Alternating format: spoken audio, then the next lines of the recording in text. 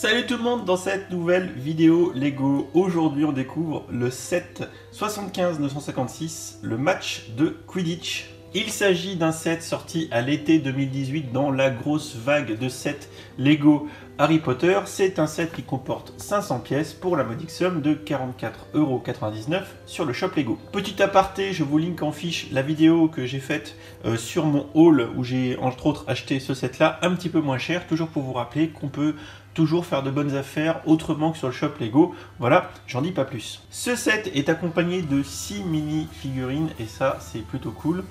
Donc les 6 mini-figurines qui sont composées de Harry Potter en version culotte courte. On se rappelle, hein, on est ici dans un set qui représente une scène du premier film, donc il est tout petit. On a également Hermione Granger, n'est-ce pas, également Olivier Dubois, donc le capitaine de mémoire de l'équipe Gryffondor, et également Gardien de Gaulle, toujours lors du premier film, Severus Rogue, qui va nous donner une petite scène sympa liée toujours au premier film, Lucian Boyle et Marcus Flint, deux membres de l'équipe de Serpentard, qui sont très vilains, on se rappelle des scènes un petit peu musclées de Quidditch de ce premier opus Harry Potter. Alors on va commencer par un petit tour, une petite vue d'ensemble du set. Tout d'abord on a un exemplaire de chacune des tours des 4 maisons différentes de l'école Poudlard. Alors à noter qu'on n'est pas tout à fait représentatif d'un vrai stade de Quidditch, puisqu'un vrai stade de Quidditch d'une part aurait donc le gardien de Gaulle avec ses buts, les 3 anneaux qui sont symétriques, il y en a un de chaque côté du stade comme un stade de foot, et également pour ce qui est des tribunes des 4 maisons, dans la vraie vie, enfin dans Harry Potter, n'est-ce pas, elles sont réparties tout autour du stade de manière alternée. Là on n'en a qu'une de chaque. Donc, mis à part les 4 tribunes, on a, comme je viens de l'expliquer, les Gaules les Gaules d'un des camps, en l'occurrence le camp Gryffondor, puisqu'on a Dubois qui est sur son balai en train de flotter dans les airs grâce à cette belle petite tige transparente. Le set est également accompagné d'une quantité d'accessoires, par exemple ici une petite coupe de Quidditch, également. Hop, dans un coffre, alors là ça nous fait vraiment penser à la première scène liée au Quidditch dans Harry Potter 1 quand Dubois va sur le terrain et explique à Harry Potter les règles et les différents éléments du jeu, avec entre autres en rouge ici ce qu'on va appeler le soifle, le vif d'or qui est de toute beauté et qui est une pièce assez, pas assez unique mais disons... je pense qu'on n'en a pas souvent. Je sais pas dans quel autre set, parce que j'ai pas fait de recherche, on peut trouver le vif d'or, mais ça fait partie des petites pièces qu'il faut absolument pas perdre dans le set. Comme vous avez pu aussi le remarquer dans les photos des minifigurines, elles sont toutes bien équipées pour le Quidditch. Donc on voit ici Mr. Flint, si je dis pas de bêtises, qui a une batte pour le soifle et les cognards dans sa main droite, ainsi que son balai noir à l'effigie Serpentard du côté obscur. Également très sympa ici Monsieur Boll, si je dis pas de bêtises, avec ses petites têtes de vilain, une tête de vilain lui. Ce qui est très intéressant, c'est que sur le bout du balai, de manière très maligne en termes de fonctionnalité, donc là on rentre un peu plus dans les fonctionnalités de jeu du playset, parce que clairement ce set c'est un playset, c'est pas un set de collectionneur, c'est avant toute chose à mon sens un set pour jouer, et vous allez voir pourquoi.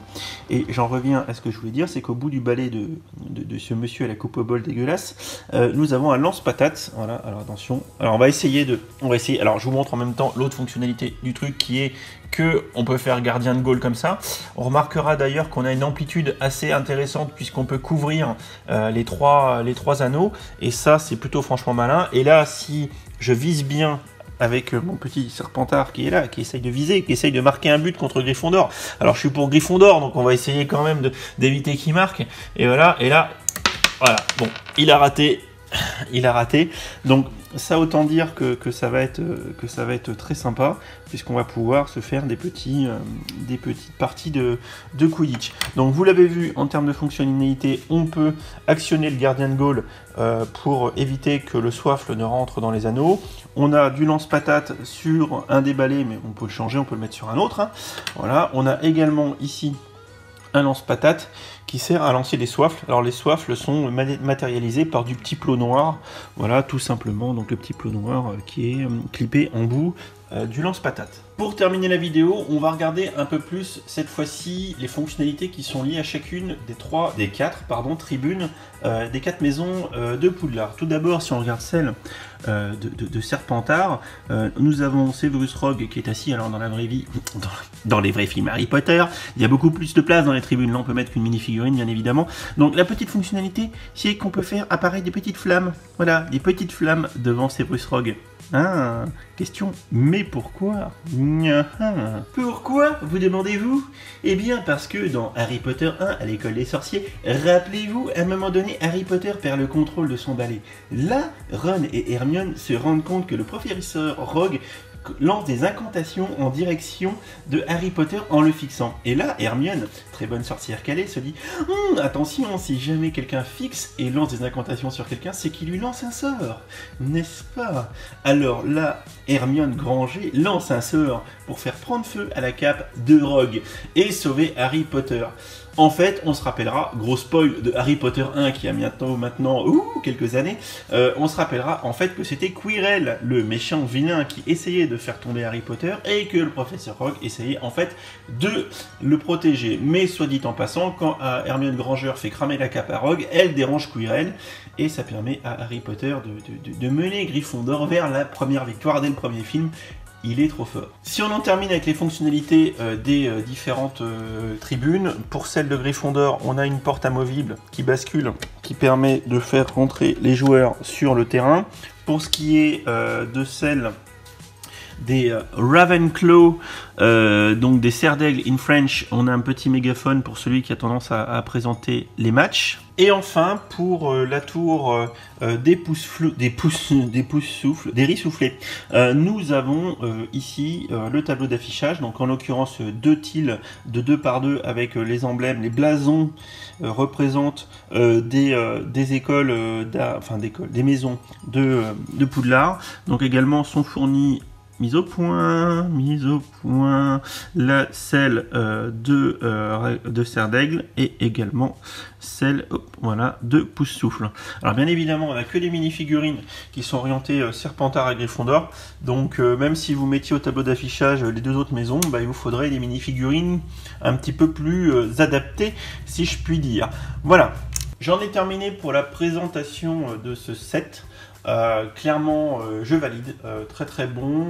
Le ratio prix nombre de pièces, 500 pièces pour 44 €, c'est déjà inférieur à 0,1 € la pièce, ce qui est ma référence. Et le camarade Brick Invest ne dira pas le contraire, sachant qu'en plus on a des figurines, des stickers, des trucs très sympas. Franchement, c'est un set qui est clairement orienté playset, donc jouabilité. Les petits enfants y trouveront leur compte avec les 6 mini-figurines, les lance-patates, etc.